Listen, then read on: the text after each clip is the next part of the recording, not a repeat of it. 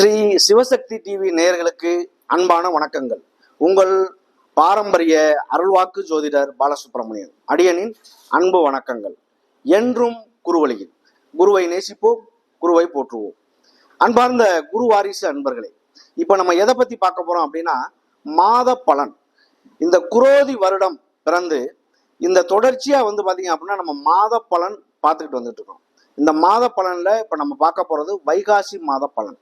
இந்த வைகாசி மாதத்துல என்னென்ன சுப நிகழ்ச்சிகள் வருது, சுபமான ஒரு நிகழ்ச்சிகள் நடத்துறதுக்கு என்னென்ன நல்ல நாட்கள் வருது அப்படிங்கிற ஒரு விஷயத்த நம்ம விரிவா பார்த்துருவோம். இதுலயும் 12 ராசிகளுக்குமே எப்படிப்பட்ட பலன்கள் நல்லது இருக்கு, எட்டது இருக்கு, எந்தெந்த ராசிகள் உயர்வை சந்திக்க போகுது அப்படிங்கிற ஒரு விஷயத்த நம்ம விரிவா பார்ப்போம். அதுக்கு முன்னாடி பாத்தீங்க அப்படின்னா, வைகாசி மாதத்துல உள்ள சுப முகூர்த்த தினங்கள். சுப முகூர்த்த தினங்கள்னு பாத்தீங்க அப்படின்னா, வைகாசி மாதம் 20ஆம் தேதி, 27ஆம் தேதி, 28ஆம் தேதி, 30ஆம் தேதி. அதாவது பாத்தீங்க அப்படின்னா, ஆங்கிலத்தில் நம்ம சொல்றோம் அப்படின்னா 2/6/24, 9/6/24, 10/6/24, இதுலயும் 12/6/24. இந்த 4 நாட்கள் பாத்தீங்க அப்படின்னா இந்த சுபமான ஒரு முகூர்த்த நாட்கள். ஒரு நல்ல காரியங்கள் ஏதேனும் பண்றோம் அப்படின்னா இந்த சுபமான முகூர்த்த தினத்தை வச்சுதான் முன்னிறுத்தலாம். அதுலயும் பாத்தீங்க அப்படின்னா இதுல வளர்புறை முகூர்த்தங்களும் வருது. இதுல அந்த மாதிரி முகூர்த்தங்கள் வரும்போது அது ரொம்ப ரொம்ப சிறப்பான ஒரு விஷயம். இதுலயும் அக்னி நட்சத்திரம் ஓடிக்கிட்டு இருக்கு. இந்த வைகாசி மாசத்துல அக்னி நட்சத்திரம் ஓடிக்கிட்டு இருக்கு. அது பாத்தீங்க அப்படின்னா சித்திரை மாசம் 21ஆம் தேதியே ஆரம்பிச்சது. அதாவது 4/5/2024 ஆரம்பிச்சு கிட்டத்தட்ட 27 நாட்கள் பாத்தீங்க அப்படின்னா அது தொடர்ச்சியா இருக்கு. இந்த 27 நாட்கள்ல வைகாசி மாசம் 18ஆம் தேதி வரைக்கும், 18ஆம் அதாவது 31/5/2024 வரைக்கும் இந்த கத்திரி வெயில் நம்ம சொல்றோம்ல, அந்த கத்திரி வெயிலுடைய தாக்கம், வெயிலினுடைய தாக்கம் நார்மலா இருக்கும். அதை விட கொஞ்சம் தாக்கங்கள் அதிகமா இருக்கிறத கத்திரி வெயிலினுடைய தாக்கம். இது பாத்தீங்க அப்படின்னா 27 நாட்கள் இருக்கு. 27 நாட்களும் கொஞ்சம் அதிகமா இருக்கும். அதை கவனத்தோட இருக்கணும். ரெண்டாவது பாத்தீங்க அப்படின்னா வைகாசி விசாகம்.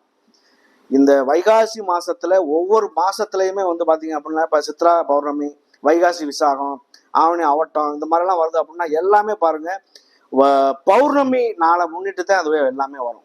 இந்த சுபகாரியங்கள் அனைத்துமே இந்த பௌர்ணமிங்கிறது தேவர்களுக்கு உகந்த நாள். அதனால பாத்தீங்க அப்படின்னா இந்த பௌர்ணமி அப்படிங்கிறது ரொம்ப விசேஷமான ஒரு இந்த வைகாசி விசாகம். வைகாசி மாதம் 22ஆம் தேதி வைகாசி விசாகம் வருது. அதுல எந்த சுபகாரியங்கள் செய்யணும்னு நீங்க நினைச்சாலும் அது ரொம்ப ரொம்ப ஒரு நல்ல ஒரு மாற்றத்தை தரும். உங்களுக்கு பாத்தீங்க அப்படின்னா இந்த வைகாசி மாத பலனாகப்பட்டது இந்த 12 ராசிகளுக்குமே மேசம் முதல் மீனம் வரை ஒவ்வொருத்தருக்கும் எப்படிப்பட்ட பலனை கொடுக்கும் அப்படிங்கிற ஒரு விஷயத்த தெளிவா பார்க்க போறோம். அன்பார்ந்த சிம்ம ராசி அன்பர்களே, இந்த சிம்ம ராசி அப்படின்னாலே காலபுருஷன் தத்துவப்படி இது 5வது ராசி. இந்த 5வது ராசி அப்படிங்கிறதுனால இவங்க பாத்தீங்க அப்படின்னா இந்த பூர்வ புண்ணியம் அப்படிங்கிறத சொந்தம், பந்தம், அண்ணன் தம்பி உறவுகள், அக்கா தங்கச்சி உறவுகள், குலதெய்வ வழிபாடுகள், குழந்தைகள்கிட்ட அன்பா இருக்கிறது, இந்த மாதிரி ஒரு விஷயங்கள் எல்லாமே அதிகமா இருக்கும் உங்கள்கிட்ட. ஒரு குடும்பத்தை வழி நடத்தக்கூடியவர்கள் எல்லாருமே பாருங்க இந்த சிம்மராசிக்காரர்கள் அதிகமா இருப்பாங்க. குடும்பமா இருக்கட்டும், ஒரு கோயிலா இருக்கட்டும், ஒரு பதவி உயர்வுகளா இருக்கட்டும், பெரிய பதவிகளா இருக்கட்டும், அரசியல்வாதிகளா இருக்கட்டும், ஒரு பெரிய ஹை லெவல்ல இருக்கக்கூடிய பதவிகளா இருந்தாலுமே சிம்ம ராசி சூரியன் இந்த மாதிரி ஆதிக்கம் உள்ளவர்கள் பாத்தீங்க அப்படின்னா கண்டிப்பா இருப்பாங்க. இந்த சிம்ம ராசிக்காரர்கள் பாத்தீங்க அப்படின்னா கவர்மெண்ட் சார்ந்த விஷயங்கள் எல்லாமே அந்த மாதிரி ஒரு விஷயங்கள்ல ஒரு ஹெட்லைன்ல இருக்கக்கூடியவர்கள் சிம்ம ராசிக்காரர்களா இருப்பாங்க.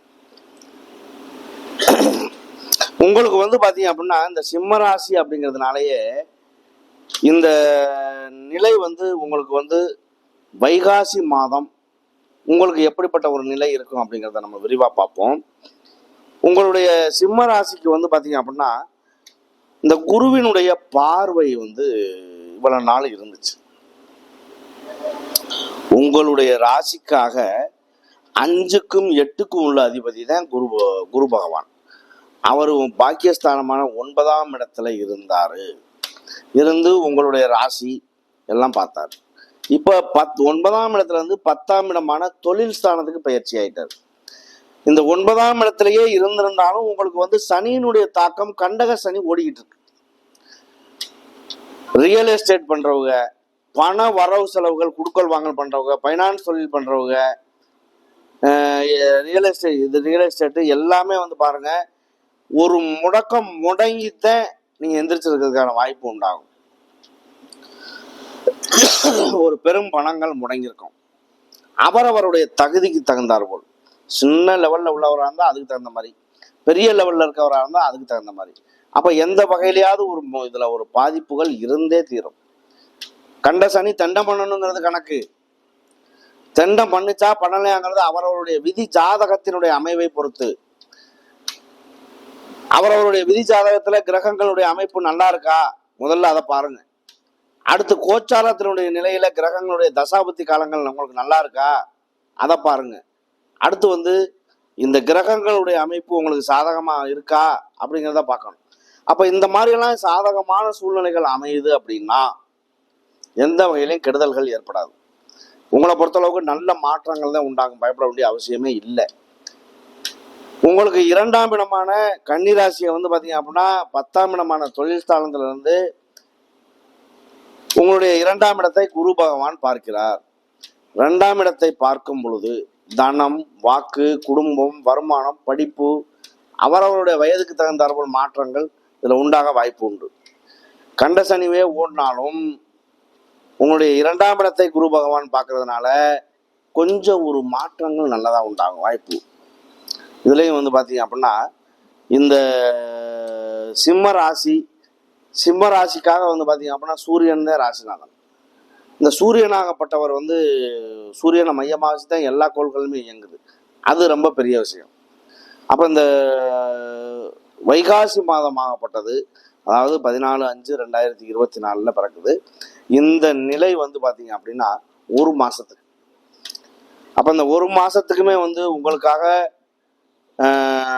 பாத்தீங்க அப்படின்னா 7ல் வந்து சந்திரன், 8ல் வந்து செவ்வாய், ராகு, 9ல் புதன், சுக்கிரன் எல்லாமே இருக்கு. 10ல் வந்து எல்லா கிரகமுமே அமையுது இந்த வைகாசி மாசத்துல. புதனா இருக்கட்டும், குருவா இருக்கட்டும், சூரியனா இருக்கட்டும், சுக்கிரனா இருக்கட்டும், எல்லா கிரகமுமே அமையறதுடைய தன்மை எப்படி இருக்கும்? 10ல் வந்து ஒரு கிரகங்கள் பாவி கிரகங்கள் அமையுது அப்படின்னா அப்ப அதனுடைய நிலையாகப்பட்டது தொழில்ல முன்னேற்றங்கள் ஏற்பட வாய்ப்பு உண்டு.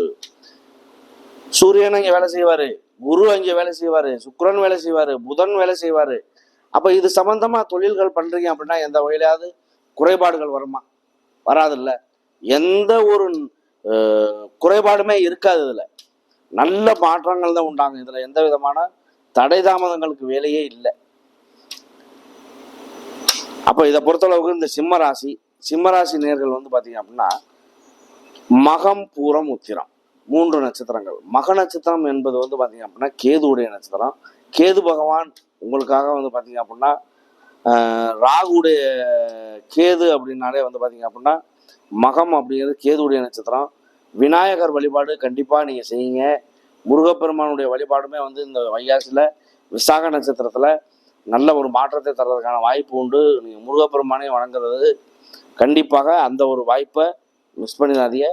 அதை வணங்காம விட்டுறாதீங்க. அவர் உங்களுக்கு நல்லது செய்யறதுக்காக காத்துக்கிட்டு இருக்காரு. சரி, இந்த மக நட்சத்திரம் கேதுவுடைய நட்சத்திரங்கிறதுனால உங்களுக்கு கேது பகவான் 2ல் குடும்பஸ்தானத்துல இருக்காரு. அப்ப எந்த காரணத்தை கொண்டும் ஒரு சில கருத்து வேறுபாடுகள் கணவன் மனைவிக்குள்ள இருந்தே தீரும். இந்த கேது எப்ப பயிற்சி ஆகிறாரோ அந்த பயிற்சிக்கு அப்புறம் தான் ஒரு விடிவு காலம் நல்லது நடக்கும். அப்ப அது வரைக்கும் ஒரு மந்தமான ஒரு சூழ்நிலையே நீடிச்சுட்டு இருக்கிறதுக்கான ஒரு வாய்ப்பு உண்டாகும்.